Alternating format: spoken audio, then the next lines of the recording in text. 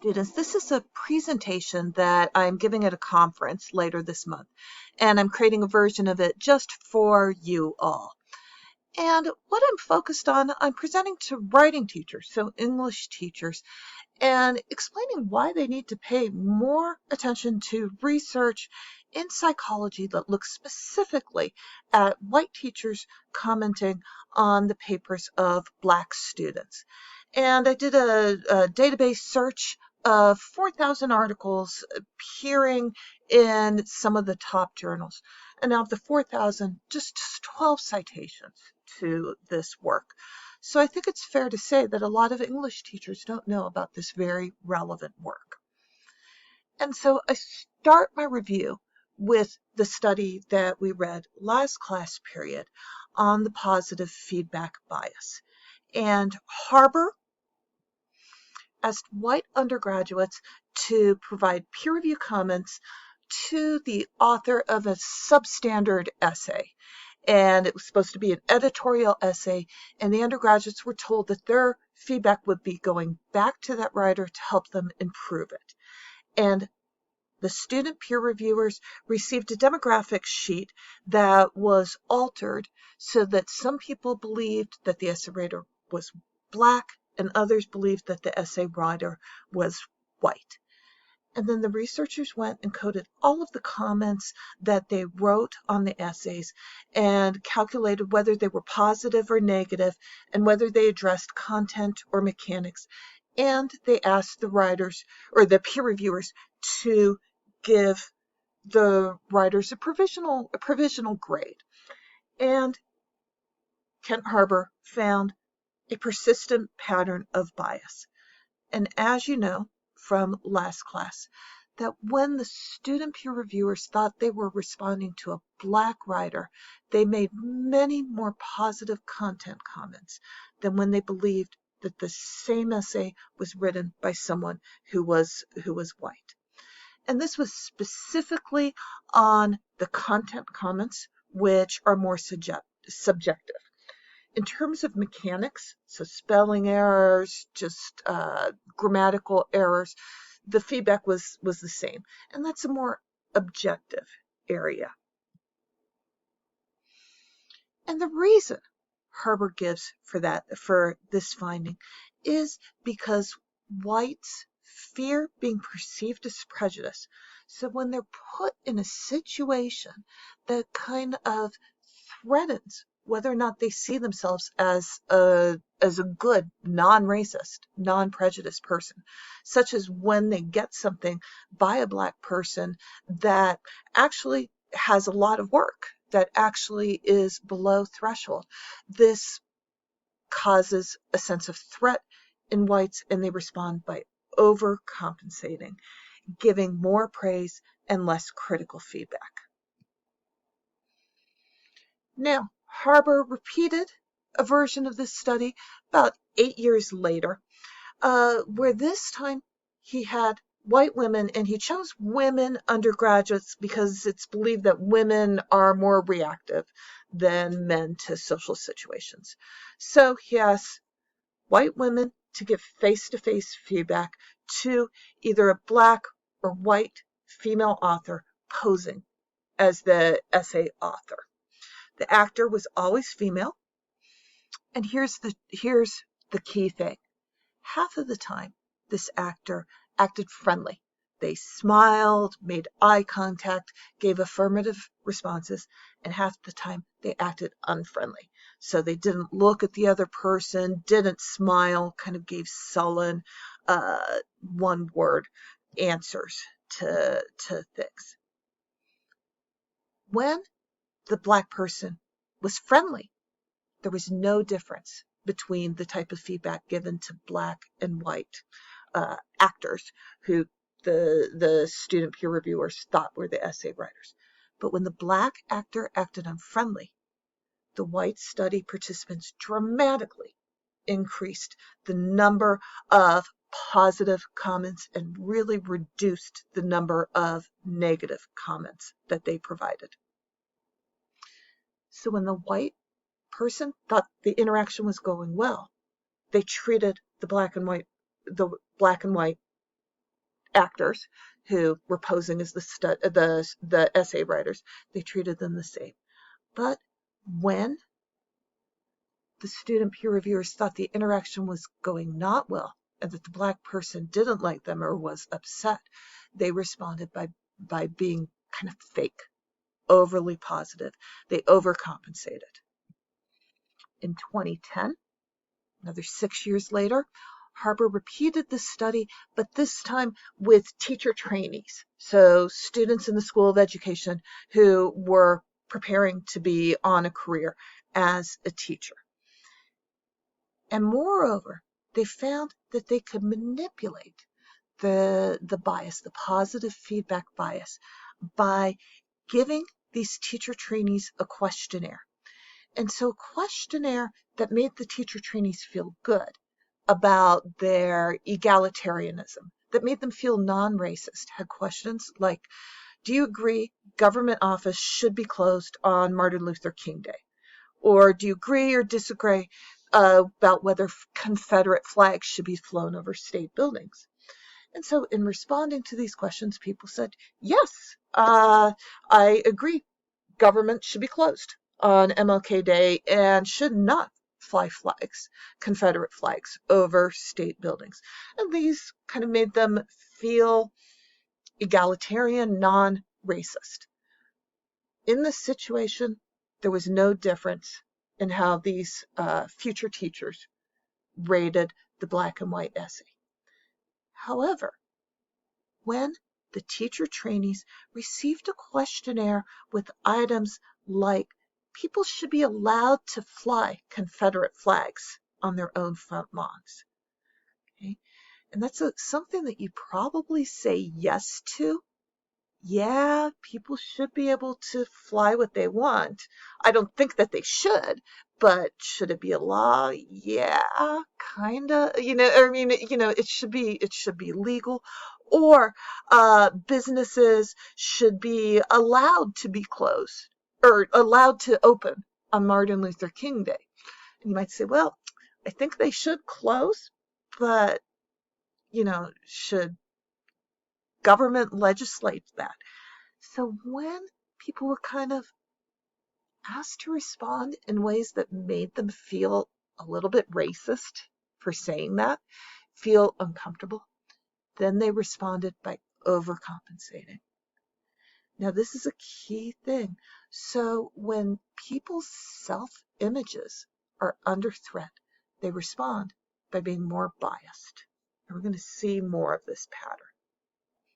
The key thing is when the teacher trainees were pushed to endorse a statement that kind of had a racist tone or flavor that made them feel uncomfortable, they provided much fewer critical comments, more apologies when they did include something critical. A few years later, Harper worked with some other people to see, does this phenomenon happen with actual teachers, actual public school teachers who were working with essays that were purported to be written by Black and Latino students. So again, Harper and his colleagues gave the teachers the same substandard essay, but just manipulated on who they thought was the writer. They found that for both Black and Latinos, the teachers responded more positively, except when the teachers also reported that their school environment had supportive administrators and fellow teachers. When the white teachers, and these were all white teachers, when the white teachers reported being in a supportive environment, they treated the Black and the white students equally. Otherwise, they overcompensated. Versions of this phenomenon extend to all sorts of interactions between Black and white individuals. So, for instance, non-Blacks and Blacks had to work together in one study to do kind of silly tasks, a word-finding game or deliver a speech together.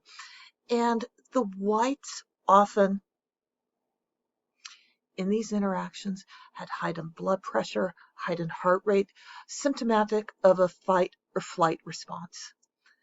The higher these symptoms, when the participants were asked to rate each other, when the whites were asked to rate their black partner, the higher their symptoms they had, the more they reported liking their black partner. So the more threat they felt, the more positive they reported feeling towards that individual. The fear of being perceived as racist when interacting with black students can affect white teachers in ways that are very counterproductive. This is from a study by a researcher who interviewed white faculty interacting with black male students. And so this faculty is describing a situation where a student was underperforming in his class. He says, one of the things you always worry about is that someone's going to say you're racist for perceiving this person as being underprepared, underqualified, or underperforming in some ways. And so then all these reactions go off. First you say, no, I'm not, then maybe I am, and then where's this going? What's going to happen to me now? So the instinct, according to this white faculty member, is to keep it in the bottle. Don't deal with it. And so this results in white faculty having a black student who probably needs some early intervention in class and not helping the student out, not reaching out to the student because they're afraid that doing so will be perceived as racist. Another faculty member, one who was more successful with black students, described other white faculty as feeling like somehow if they engage with the black student, they're playing into the stereotype that the black student is inferior. And so they just worry about avoiding this. So all of these things have some pretty dramatic consequences for black students. So on a really practical, concrete level, black students often don't get the feedback that they need for self-improvement, or they don't get warnings or interventions that will help them see like, oh, I need to change something. I need to do something. We saw that last class with the peer academic advisors, not warning black students about taking an overly ambitious course load, the same course load that they would warn white students from. The more concerned the white person is with not being prejudiced, the more likely they are to overcompensate. And I can't remember if I shared this with you before, but there's some evidence, some of these studies included Asians as well as whites being peer advisors, and the Asians were just as likely to exhibit the positive feedback bias when interacting with black students, with the minority that is typically seen as having been treated incredibly poorly and being disadvantaged. That also caused a threat response in Asian peers. Don't think that there's not a study I know of that's looked a lot at Asian teachers. So this is one way that this positive feedback bias hurts black students. It also hurts black students because it suggests that the teachers, one way to interpret it is that the teachers think that black students can't be held to the higher standards, that they adjust their standards down. And there are lots of studies that suggest that black students believe that their white teachers have lower expectations for them. Here's a quote from one black college student, and look just how messed up this is. So this black male student says schools give minority students a benefit of doubt over white students because they feel that the minority student can't compete. And so if the minority student sounds just even a little bit intelligent, the professors inflate their grades. So I feel that the professor's going to grade me on the fact that I'm a black male, not on the quality of my work. Now, this is really toxic because then if a Black student receives a good grade, they're kind of discounting it down. They're saying, well, I just got that because I'm Black. And if they get a bad grade, they also don't know. Maybe the professor has lower expectations for Black students. Maybe I got that grade because I'm Black. So we get a situation where Black students don't know what feedback to trust. And this is really, this is gaslighting. And it's so problematic that sometimes if a minority student suspects that a praise, a positive feedback from a white is racially motivated, they experience higher blood pressure, higher heart rate, other cardiovascular symptoms. They also experience, so that praise, normally when we get praise that lifts our self-esteem, this can actually lower their self-esteem if they believe that the praise is racially motivated. So in response, what many Black students do, a phenomenon that's pretty well documented, is that they disengage from school. Many Black students place less importance on grades overall than white students or Asian students, in large part because they don't know whether or not they can trust them. They kind of have to find their own measures to figure out whether or not they're being successful. And disengaging, caring less about school is a rational response to not knowing who to trust. And mistrust of school is much higher for Black students than it is for white students. So this is really messed up. Let's talk about what we can do about it, because fortunately we do have some research that can help us find a way out. So the term wise, and used in quotes, is used to describe wise interventions or wise strategies. The term wise comes from research done in the 1950s by the famous psychologist Erving Goffman. And being wise, wisdom in this case, is seeing someone's whole humanity, looking past the stereotypes and seeing the whole person.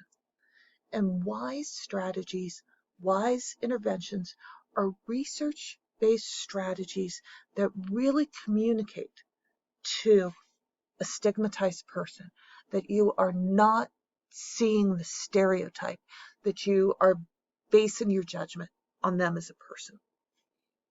This sounds great, right? So how do we do it?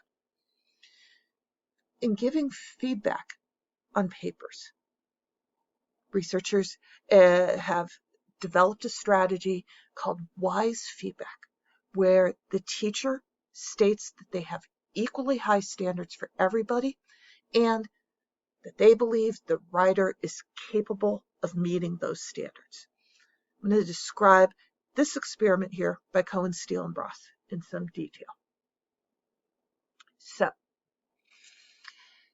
the researchers brought Black and white undergraduates into a study lab and asked the students to write a personal essay that would be considered for publication. And the essay was supposed to be on a teacher that they really admired. And along with the essay, the writer submitted some demographic information as well as a photograph. So with the idea that if the essay was chosen for publication, they wanted to have the photograph along with it. And they did this so that the essay writers would be very aware that their race was known to the person evaluating it. And they came back a week later, and they had handwritten comments on the essay, and comments that were very critical from a teacher with a white-sounding name. I think they picked the name Lindsay Gardner. They decided that sounded very white. And regardless of the quality of their essay, everybody got the same kind of feedback. Everybody got 8 comments in the margins, handwritten comments that provided critical feedback, things that were lacking. that need to be improved, and then 2 check marks acknowledging good points. Everybody received the same identical long and very critical end comment saying that the descriptions in the essay were vague and kind of rambling, and providing some suggestions for the writer to include more detail and specificity. So everybody got the same critical feedback. What changed is that some of the students got a note before the feedback. And so some of the students got this wise statement where the white sounding teacher says, "It's obvious you've taken your task seriously and giving you honest feedback. You've done some things well, but judged by a higher standard, the one that really counts, I have some reservations." So they say, this has a really high standard here. And then they say, "Remember, I wouldn't go to the trouble of giving you this feedback if I didn't think, based on what I've seen, that you're capable of meeting this higher standard." So this says, hey, there's a super high standard here. That's why it's critical. And I really believe, based on what I've seen in you, that you can meet this. 1/3 of the students had their the critical feedback prefaced by this. Another third had it prefaced with praise that said that overall, nice job, your enthusiasm really shows through, you have some interesting ideas and make some good points. And another third had neither. So after the writers got their essay back in one of these conditions, the ones that got wise feedback right over here were less likely to see their teacher as biased. So bigger bars mean that they perceived their teacher as more biased. So when they didn't receive any note prefacing this criticism, Black students overall saw the teacher as relatively biased. That went down somewhat if it was preceded by positivity. And it went down even farther when they got that wise feedback note. Notice that the whites, not really different. These are all, there's little differences, but that can just be due to randomness, to different people in different groups. The Black students were more motivated. So without any kind of, preface for the critical end comment, they were pretty unmotivated. Okay. They were less motivated. So 0 would mean they're motivated the same at the beginning, before they wrote the essay and after they received the criticism. So they were less motivated. When they got the positive stuff, they were about the same. And when they received the wise feedback, not a huge difference, but still more motivated here. And when they were asked if writing was important to them, we see a big difference with Black students getting this wise feedback, being the most invested in improving, in continuing to work on and improve their writing skills. This is a big finding. Claude Steele, one of the major researchers on the study, said that in conversations he had with students sort of after this, they felt really respected, that they had never had such someone to take such time to really invest and pay attention to their words, to give them this feedback. They saw the critical feedback as evidence that the teacher cared, that the teacher was putting work in to help them improve, to help them reach their potential. This study was replicated again in an actual school context with teachers commenting on their actual 7th grade students. So in this case, students wrote an essay, such as this one, about their hero, and the teachers provided feedback like they would normally on the essay. unknown to the teachers, half of the students received a handwritten comment from the teacher with wise feedback, and half of them received a placebo note. The teacher wrote out this feedback by hand, but on a separate piece of paper, and then the researchers assigned which students got the placebo and which students got the motivating wise feedback comment.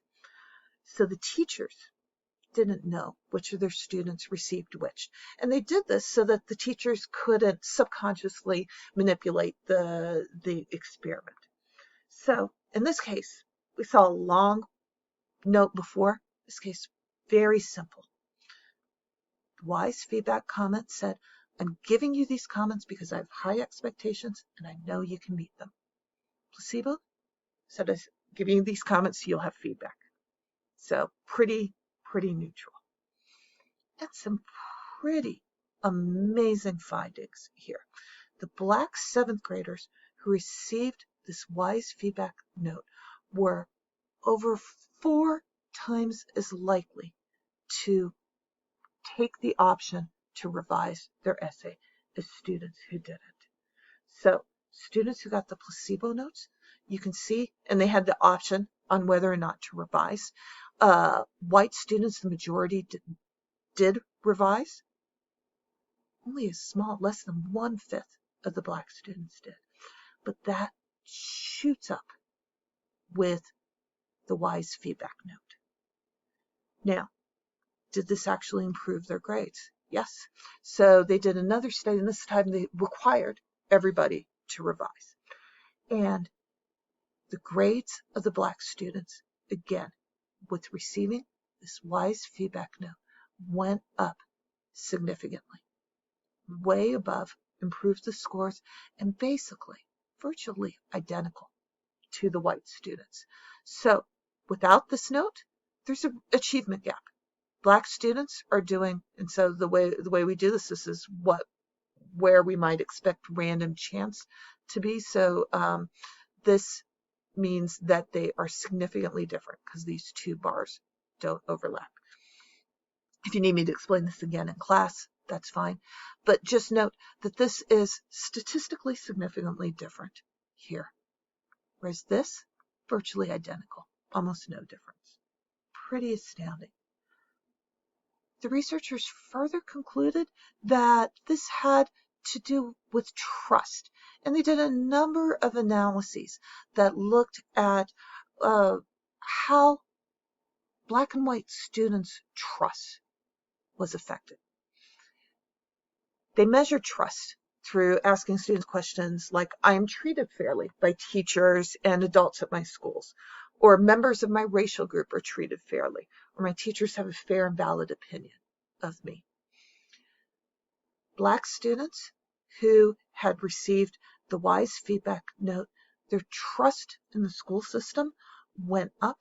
And moreover, in another analysis, and I'm not going to show you a picture of it because it's kind of confusing, but in another analysis, that the more their trust went up, the higher their grades went up. So there was a real strong relationship between trusting the teacher and doing better. You can see here, doesn't really make any difference at all for white students. Now, this wise feedback strategy, so telling students these are really high standards, but I believe based on what I've seen, you can do it. It's just one of a number of these very small interventions, small statements that we can do that have this really big difference on people's GPAs going forward. Oh, and I forgot to mention, this is 2.5 months later. This is at the end of the school year that these students had higher trust in the school system. And it might seem like almost crazy, like you might be going like, can something that small have that big of a difference? And one of the things that I think of, so I'm a runner, and when I first did my first marathon, I was really nervous. I wasn't sure if I could actually do 26.2 miles. And, I ran into a friend, someone I just knew from graduate school who's also lives in Pittsburgh. And he was a very experienced runner. And he was like, oh, you can do it. And I'm like, he's never actually seen me run. He doesn't know. But the same time, when I was running the race and I got to 20 miles and I was like feeling like crap, but I was like, oh, Greg said I could do it. I can do it. And like, there's these strangers on the race course and they're like going, you got it. You can do it. And part of me is going like, they don't know me. They don't know I can do it. And the other part of me is like, yeah, let's go. Okay, so these stupid, banal comments from total strangers make a difference. They absolutely do. So if I were running that by myself and I didn't have people cheering me on, I probably would not have made 26 miles. Okay, so these little things can have a really outsized effect, and an outside effect that keeps accumulating. Because once I did one marathon, so I'm like, well, now I know I can do a marathon. That's not that hard. I can do it again. I've done it before. So it creates this sort of self-reinforcing cycle. These kind of wise interventions, small things that create success in one context that leads to success in other contexts, that creates trust, and then because of that trust, improves performance, which again increases trust. Now, I have, following this, some conclusions for teachers, but I really want you guys to brainstorm here. So this is on Canvas, but I'm going to ask you to share. First of all, just what in particular with this research? I find a lot of it really, really appalling. What particularly stood out for you that really kind of struck a chord or nerve that you're going to remember? Then I want to imagine yourself applying this.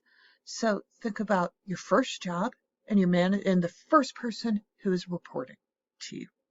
Maybe 3 or 4 or 5 years into the future. And this person is from a group that is traditionally, historically disadvantaged and stigmatized compared to your group. Okay, this could be racially stigmatized, could be transgender, something that makes you feel that this person is disadvantaged compared to you, socially disadvantaged. And then this person gives you a report that's really substandard in some key ways that surprise you. It's missing critical quantitative information, and the tone is inappropriate in many ways. So first of all, how do you feel in response to this situation? What do you feel cardiovascular responses, your heart rate increasing? And what can you do to manage that response? Because when we are in that threat response, we are not our best selves. And we respond in ways that rely on stereotypes. And in this case, does it kind of paradoxically. We're trying so hard not to be biased that we become biased. Then how can you frame your criticism so that you can say the critical things while keeping their trust? And I want to know exactly what would you say? How would you respond? Then I'm going to make this a little bit harder. Imagine it's not someone who's reporting to you where you have the authority, but it's a teammate. So this is a situation you're likely to face sooner. How can you respond in this situation? What needs to change? How is there a way to apply wise feedback in this situation?